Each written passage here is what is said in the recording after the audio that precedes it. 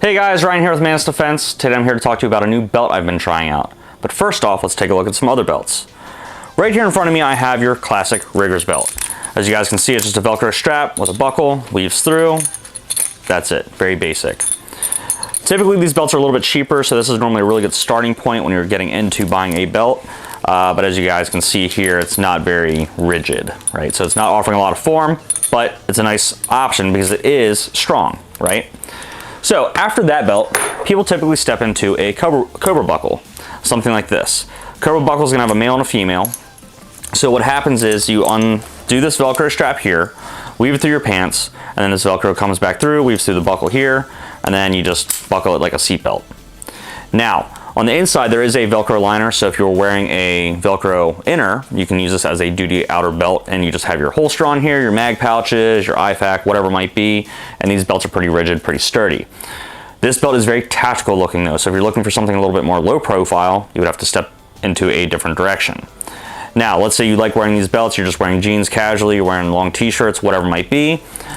Well, then you can step into an EDC style belt. That other one was 1 3/4 inch, this is 1.5 inch. So because of that, you can take one of these and it just weaves right through your pant loops, which is very nice. Now, whenever we're talking EDC, something important to remember is that we want a firm foundation.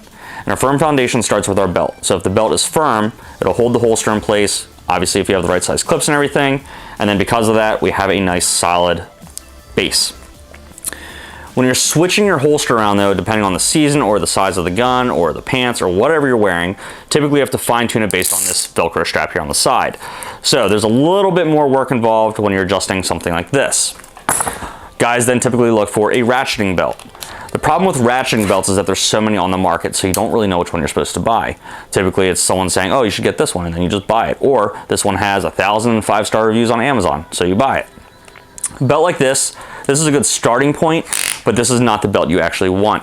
The reason I'm saying that, if you notice, this belt is very sloppy. It's very floppy. There's no real mold to it, right? At this point, I'd rather just wear a leather dress belt because it's gonna have the same amount of retention. Now, this is nylon, so it's gonna be a little bit more resistant to the chemicals and corrosions and your sweat and everything like that, so it's not gonna bleed. But as you guys can see, it tears up very easily. Now, to adjust a belt like this, there's a tab on the bottom, you just press it, pull it out. Belts like this are nice because they are one size fits all. So because of that, you take your belt, you cut it, you can see the core is exposed. You come in right here, just plug it in, flip the tab over, it locks it into place. Notice how there's nothing else there to hold this belt in place though. Because of that, if I were to push forward and pull it back out, it just comes right apart. It actually does not retain the belt very tightly like it should. This also has pins in place, there's no set screws or anything like that. So this is not the belt we want. Okay, this might be a cheaper option, but this is not the belt we want. So we step into the belt that I've now been trying out. So this is the Nexbelt. This is the ODG Olive Drab Green Guardian. It's a little bit more tactical looking than some of the other belts on the market. They do offer like golf style belts, business style belts. So whether you want leather with a silver buckle or a brass buckle, or maybe you're a female and you want a belt, or youth, they offer belts for all those things. As you guys can see here, I have a Bravo concealment holster with a P365 micro compact in it. If I were to pick up the belt with that holster on, notice how it's keeping its form, which is very nice. Switch hands over to here, it's still holding its form as well. So let's take this off and take a look at it. These belts are nice because they have a nylon backer.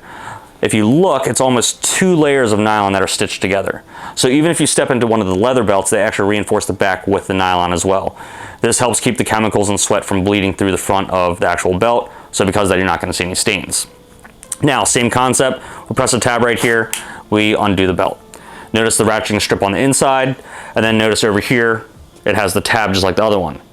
They did, however, add though 2 screws. These 2 screws are supposed to lock tight after you put the belt into place. Put these 2 screws in, it's not gonna go anywhere.